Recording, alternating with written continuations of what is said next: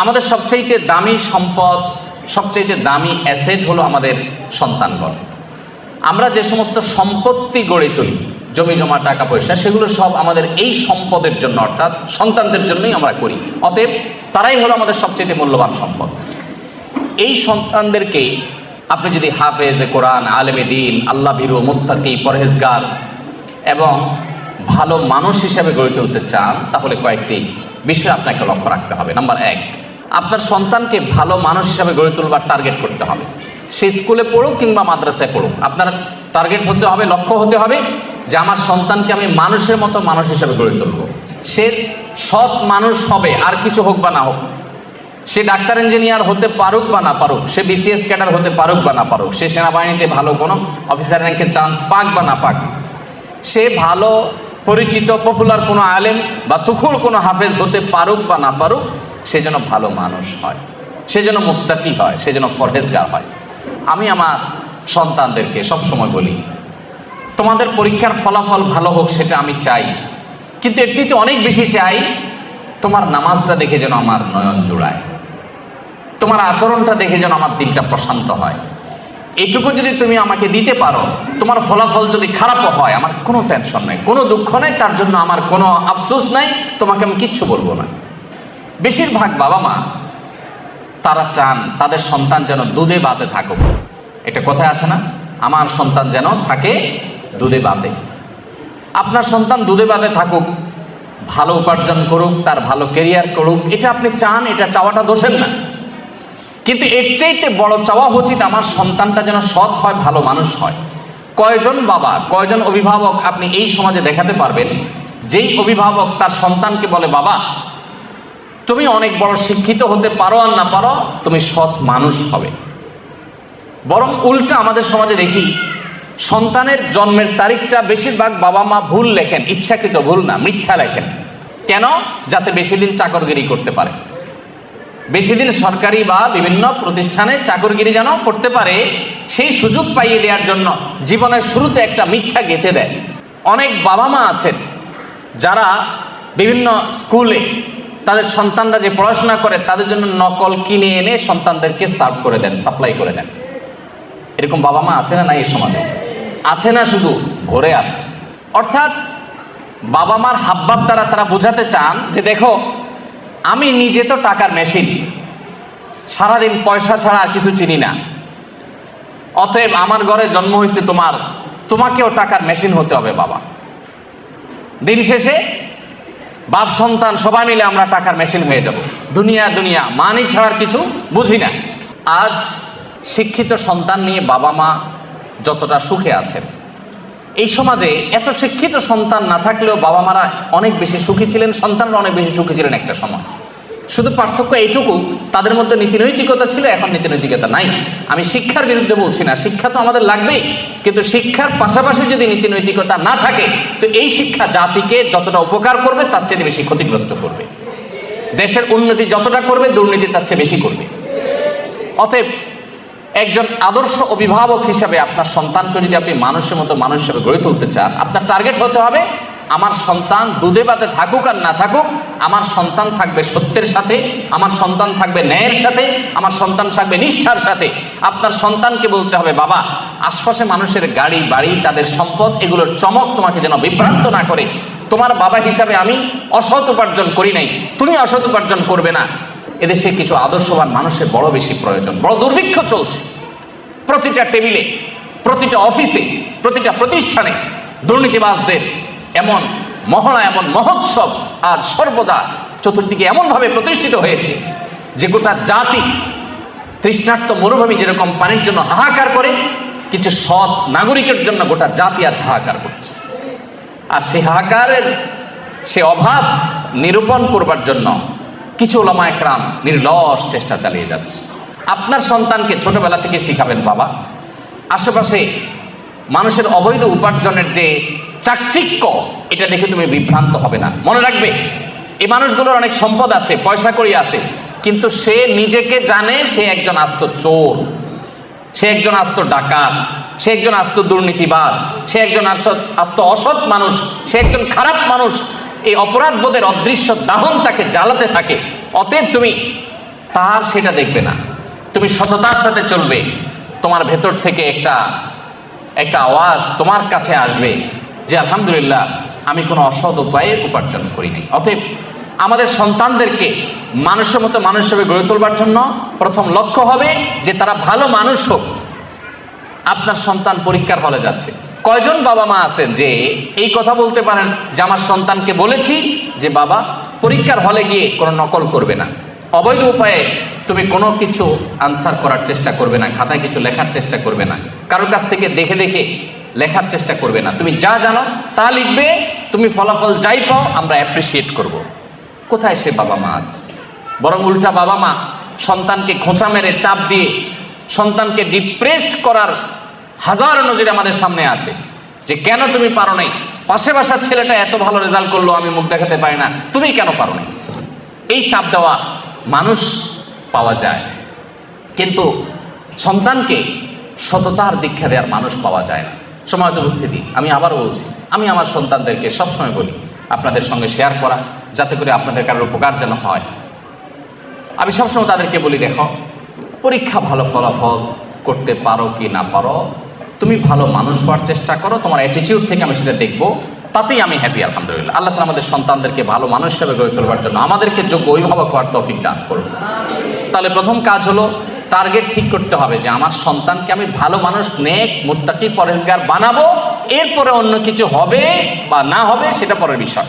আমার প্রাথমিক টার্গেট থাকবে সে একজন পরোপকারী মানুষ হবে, সে একজন সমাজমুখী মানুষ হবে, সে একজন কল্যাণকামী মানুষ হবে, সে সমাজের সবার কাজ করবে, যেখানেই যাবে সে মানুষের উপকার করবে, কোনোদিন ক্ষতি করবে না, এই মানুষ হবে। এবার সে ডাক্তার হোক, সে ইঞ্জিনিয়ার হোক, সে বিসিএস ক্যাডার হোক, সে অন্য কিছু হোক, সে মাদ্রাসা পড়ুয়া হোক, এমনকি সে যদি গতানুগতিক শিক্ষিত নাও হয়, তারপর অন্তত এই জাতির কোনো ক্ষতিকর কোনো কিছু তার দ্বারা হবে না ইনশাআল্লাহ তাআলা। নাম্বার 2, অভিভাবক হিসাবে আমাদের চোখের পানিটা অনেক বেশি গুরুত্বপূর্ণ। চোখের পানি মা বাবার সন্তানদের জন্য অনেক গুরুত্বপূর্ণ। কিছু মানুষের দোয়া আল্লাহ তাআলা ফিরিয়ে দেন না, এর ভিতরে মা বাবার দোয়া অনেক গুরুত্বপূর্ণ। আমি আমার শৈশবে আমার মায়ের সে কান্না এখনো মনে হয় আমার কানে ভাসে। যখন মাদ্রাসায় যেতাম তো মা কাঁদতে থাকতেন, যখন বাসায় আসতাম, বাড়িতে আসতাম, নামাজের বিছানা মা কাঁদতে থাকতেন। আমার বাবার বহু কান্না আমার এখনো কানে ভাসে। তাহাজ্জুদের সময় নিজে হয়তো ঘুমিয়েছিলাম, বাবার কান্নার আওয়াজে ঘুম ভেঙেছে, নাম ধরে ধরে দোয়া করতেন। তো সন্তানদের জন্য বাবা মার দোয়া অনেক গুরুত্বপূর্ণ। সৈয়দ আবুল হাসান আলী আন-নাদভী রহমতুল্লাহি আলাইহি ভারতবর্ষের অনেক বড় একজন আলেম দ্বীন, মুসলিম বিশ্বের নোবেল খ্যাত কিং ফয়সাল অ্যাওয়ার্ড প্রাপ্ত মানুষদের, বিরল মানুষদের একজন ভারতবর্ষের সৈয়দ আবুল হাসান আলী আন-নাদভী রহমতুল্লাহি আলাইহি মাত্র 17 থেকে 18 বছর বয়সের মধ্যে তার লেখা, মানে এই বয়সের মধ্যে লেখা বই মাজা খাসির আল আলমিন হাতাদুল মুসলিমিন গোটা আরব বিশ্বের বিবেককে জাগ্রত করে দিয়েছে, গোটা আরব বিশ্বকে কাঁপিয়ে দিয়েছে। এমন একটি আরব বিশ্বের সমৃদ্ধ লাইব্রেরি পাওয়া অসম্ভব যে লাইব্রেরিতে সৈয়দ আবুল হাসান রহমতুল্লাহ আরবিতে লেখা এই বইটা নাই। এই বইয়ের ভূমিকা আমি পড়েছি, উনি নিজে লিখেছেন যে আমি এই বই যখন লিখেছি তখনও পর্যন্ত আমি কোনো আরব দেশে যাই নাই, কোনোদিন হজ ওমরা করি নাই, কোনো অ্যারাবিয়ানের সাথে দেখা হয় নাই, তারপরেও এমন আরবি ভাষায় লিখেছেন যে গোটা আরব বিশ্বের বিশ্ববিদ্যালয়গুলোতে তার সে বই সবচেয়ে বেশি সমাদৃত। এমন বড় প্রতিভাবান, যোগ্যতা সম্পন্ন এত বড় একজন আলেমে দ্বীন, এত বড় একজন মুফাক্কির ইসলাম, তার একটা বই আছে মেরি আম্মা, আমার আম্মা যা, বাংলা অনুবাদ হয়েছে। তিনি এই বইয়ে তার মা সম্পর্কে অনেক কথা লিখেছেন। তার ভিতরে একটা কথা হলো, তিনি বলেন আমার মা সবসময় দোয়া করতেন, আয় আল্লাহ এক সে হাজারোं की जरूरत पूरी फरमा, আয় আল্লাহ এক সে হাজারোं की जरूरत पूरी फरमा। তারে মা আল্লাহর কাছে বলতেন, আল্লাহ আমার এই এক আলিমিয়া, ওকে দিয়ে 1000 আলেম যে কাজ করতে পারে তাকে তার থেকে সেই কাজ আপনি নিয়ে নেন। 1000 আলেম জাতির যে উপকার করতে পারে, মুসলিম মিল্লাতের মানব জাতির যে উপকার করতে পারে, ও একা যেন সেই কাজটা করতে পারে। 1000 মানুষের কাজ তার একা থেকে করার তৌফিক দান করেন। এভাবে দোয়া করতেন। আমার তো মনে হয় হাজার না বরং লাখো লাখো আলেমের কাজ আল্লাহ তাআলা তার থেকে নিয়েছেন। তার মা সম্পর্কে আরো অনেকগুলো বিষয় আছে যেগুলো কোট করার মধ্যে আমি সেই দীর্ঘ বক্তব্যে আর যাবো না। আমি শুধু এটুকু বলতে চাই, যারা অভিভাবক আছি আমরা, আমাদের সন্তানদের জন্য চোখের পানি ফেলে দোয়া করি। আমরা সন্তানদের জন্য আমাদের কাছে, হুজুরদের কাছে আপনারা অনেক সময় দোয়া চাইতে আসেন অনেকে, হুজুর দোয়া করবেন ছেলেটা এসএসসি পরীক্ষা দিচ্ছে, এইচএসসি পরীক্ষা দিচ্ছে, অমুক কলেজে যেন চান্স পায়, এটা করে সেটা করে, চান। এই দোয়াতে কোনো দোষের কিছু নেই। কিন্তু কয়জন অভিভাবক, আমি তো আমার জীবনে একজন অভিভাবককে পাইছি কিনা আমার মনে পড়ে না, থাকতে পারে আমার স্মৃতির বাইরে বা আমার মনে নাই, এরকম আমার সচরাচর মনে পড়ে না যে কোনো অভিভাবক এসে বলেছেন যে হুজুর দোয়া করবেন আমার ছেলেটা যেন মানুষের মতো মানুষ হয়। কিছু আছে বলেন, কিন্তু সে বলাটা গতানুগতিক টাইপ মনে হয়, একান্ত হৃদয়ের আকুতি থেকে যে আমার সন্তানটাকে যেন আল্লাহ রাব্বুল আলামিন এই সমাজে যত ফিতনা আছে, যুব সমাজকে ধ্বংস করবার জন্য যত আয়োজন আছে, এই আগুনের আঁচ থেকে বাঁচিয়ে যেন মানুষ বানান। কয়জন বাবা মা দোয়া চান? অতএব আদর্শ অভিভাবক হওয়ার জন্য সন্তানের জন্য চোখের পানি অনেক বেশি দরকার, দোয়া অনেক বেশি দরকার। আল্লাহ তাআলা আমাদেরকে সেটাও করার তৌফিক দান করুন। নাম্বার 3, একটা কথা আমাদেরকে মনে রাখতে হবে, মানুষের প্রকৃতি, বিশেষ করে শিশুদের প্রকৃতি আরো বেশি যে তারা যত বেশি শুনে শিখে তার চাইতে দেখে শিখে বেশি। তারা যতটা শুনে শিখে তার চাইতে দেখে বেশি শিখে, এটা মানবীয় প্রকৃতি। বাচ্চাদের মধ্যে এটা আরো বেশি। আপনি বাচ্চাকে সারাদিন বলবেন বাবা মিথ্যা বলে না, এটা যতটা বাচ্চার জন্য কার্যকর হবে, আপনি নিজে বিভিন্ন পর্যায়ে মিথ্যা বলার প্রয়োজন আছে বা সুযোগ আছে সেই জায়গাগুলোতে মিথ্যা অ্যাভয়েড করবেন, আপনার এই আদর্শটা বাচ্চাকে অনেক বেশি শিক্ষিত করবে যে মিথ্যা বলা যায় না, সে বলবে না। আপনি বাচ্চাকে মুখে বলবেন বাবা মোবাইল টিপে না, আর আপনি সারাক্ষণ নিজে মোবাইল হাতাবেন, তাহলে আপনার বাচ্চা কোনোদিন এই নেশা থেকে মুক্ত হতে পারবে না। আপনি তাকে বাঁচাতে চাইলে আপনি নিজেকে নিয়ন্ত্রণ করা শিখতে হবে। আর কিছু না হোক অন্তত সন্তানের দিকে তাকায় হলে আমাদেরকে মানুষ হতে হবে। আপনি আপনার বাবার জুতা যদি সোজা করতে শিখেন, প্রতিদিন বের হওয়ার সময় আপনার বাবার জুতাটা সোজা করেন, মায়ের জুতাটা সোজা করেন, পরিষ্কার করে রেখে দেন, আপনার সন্তান আপনার জুতার উপরে পাড়া দিতে তার বিবেকে বাঁধবে। আর সারাদিন বলবেন বাবা মার সেবা করতে হয়, বইয়ে পড়াবেন, এগুলোতে সন্তান ততটা শিখবে না যতটা আপনার কাছ থেকে শিখবে। এই জন্য আপনি নিজের গরজে ভালো মানুষ হন বা না হন, অন্তত সন্তানের দিকে তাকে ভালো মানুষ হন। স্বামী স্ত্রী দুজন ঝগড়া করবেন, গালিগালাজ করবেন, হাতাহাতি করবেন সন্তানের সামনে, আর সন্তানকে বলবেন দেখো মিলেমিশে চলতে হয়, ভদ্র হয়ে চলতে হয়। সন্তান বলবে যে এগুলো বোধহয় কথার কথা, এগুলো আসলে আমলে নিতে হয় না, কারণ বাবা মা নিজেই তো আমল করেন না। আপনি মোবাইল টিপবেন আর ওই বলবেন এই পড়ালেখা করো, বই নাও, বই নিয়ে বসো, আর নিজে মোবাইল টিপতেছেন। তখন বাচ্চা মনে করবে কি জানেন? বাচ্চা মনে করবে যে আরে বাপ মা যেগুলো বলতেছে এগুলো বলতেছে মোবাইল নামক এই নিয়ামত থেকে আমাকে বঞ্চিত রাখবার জন্য, তা না হলে উনি টিপছেন কেন? এর মধ্যে এত সুখ যে উনি এটা থেকে এক মুহূর্ত থাকতে পারছেন না, নিশ্চয়ের ভিতরে রাজ্যের সকল সুখ এই মোবাইলের মধ্যেই আছে। বাচ্চা সেটার জন্য ঝাঁপায় পড়বে। এই জন্য মুখে কথা কম বলে বরং নিজেরা মোবাইলগুলোকে নিয়ন্ত্রণ করেন। অপ্রয়োজনে সারাক্ষণ রুগীর মতো এটা টিপি না করে লিমিটেড সময় কাজ করে বাচ্চাদেরকে সময় দেন। আল্লাহ আমাদেরকে তৌফিক দান করুন। তাহলে সন্তানের সামনে মডেল হয়ে যেতে হবে, ভালো মানুষের মডেল হয়ে যেতে হবে। আপনি যেটা চান সন্তান হোক সেটা আপনি নিজে করে সন্তানকে দেখাবেন। আপনার তাহাজ্জুদের কান্নায় আপনার সন্তানের যদি ঘুম ভাঙে, এই সন্তানকে ফজরের জন্য টাকা লাগবে না ইনশাআল্লাহ।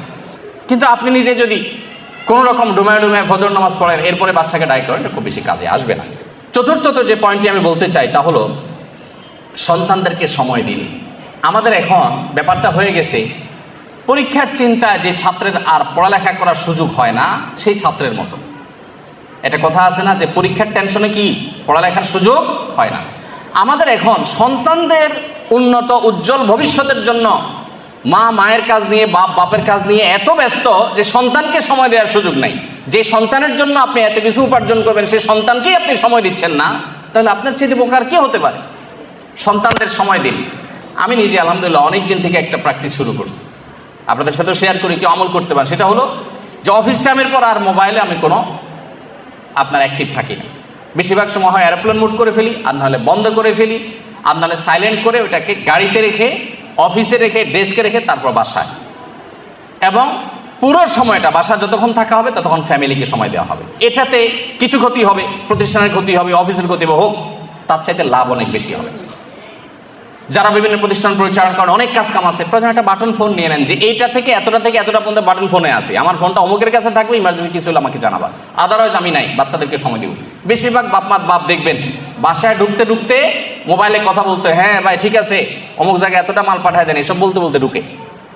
কে দরজা খুলছে সেটাও বাপে দেখে না, আবার বাইরে হয়ে যাচ্ছে সকালে, তখন আবার মোবাইলে হ্যাঁ আসতেছে এই যে নামতেছি সিঁড়িতে, বলতে বলতে বাইর হয়। তো আপনি সারাক্ষণ আবার বাসায় যতক্ষণ আছে ততক্ষণ মোবাইল নিয়ে ব্যস্ত আছে, মাও ব্যস্ত, বাপও ব্যস্ত। বাচ্চাদের যে কি অসহায়ত্ব এই সময়টাতে, আমি তো মনে করি এই সময়ে প্রোডাক্টিভিটির জন্য মোবাইল নিয়ন্ত্রণ করা ছাড়া কোনো দিন সম্ভব না আজকের বাস্তবতায়। আলহামদুলিল্লাহ আমরা এটা শুরু করে দিয়েছি এবং এর সুফলটা আমরা পাচ্ছি আল্লাহর রহমতে। আমি অনুরোধ করবো আপনারাও সেই সময়টা দিবেন। শুধুমাত্র সময় দেয়া বলতে বাচ্চাদের সাথে গল্প করানো, সব দিক থেকে আপনি তাদের খেলার সাথে হবেন। আপনার বাচ্চা কার সাথে খেলতে গিয়ে নষ্ট হবে, আপনি সেটা কেন হতে দিবেন? আমি আমার বেশ কিছুদিন থেকে প্র্যাকটিসটা করি, তবে গত প্রায় মাসখানেক যাবৎ হবে বা তার সাথে কম বেশি হবে। এই সময় ধরে আমি আমার বাচ্চাদের সাথে নিয়মিত খেলাধুলা করার চেষ্টা করি। যদি আমি বাড়িতে থাকি তো খেলা মিস নাই বাচ্চাদের সাথে, প্রতিদিন 1 ঘন্টা মিনিমাম বাচ্চাদের সাথে খেলি প্রতিদিন। অন্য যত ব্যস্ততা থাকুক, সব ব্যস্ততার সাথে বড় ব্যস্ততা আমার সবচেয়ে বড় সম্পদ আমার বাচ্চারা।